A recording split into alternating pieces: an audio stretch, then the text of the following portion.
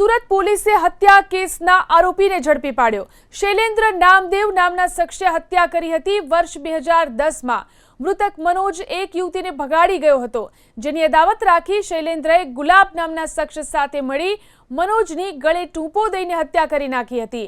આખરે 16 વર્ષ ફરાર રહ્યા બાદ પોલીસે તેને દબોચી લીધો છે। सूरत में वराछा रोड विस्तार में जो है अपना कारखाना में काम करता था અને પૂરા ભેસ પલટો કરીને રહેતા હતા।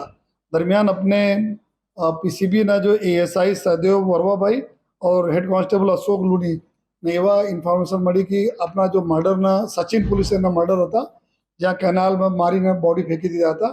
એના આરોપી છે, આરોપી જેના નામ છે શૈલેન્દ્ર કુમાર ઉર્ફે પપ્પુ ઉર્ફે સાયલેન્ટ, જો કટની જિલ્લા મધ્ય પ્રદેશના વતની છે। એને અહીંયા મુવમેન્ટ આપણે ખબર પડી, જેના મુવમેન્ટના આધારે આ બંને અમારા જો એએસઆઈ અને હેડ કોન્સ્ટેબલ છે એના પકડા અને અત્યારે આપણે કસ્ટડીમાં છે। જો 16 વર્ષ થઈ ગયા તેના નાસ્તા પડતા જો એના અત્યારે પકડીને સારી કામગીરી પીસીબીને સ્ટાફે કરી છે।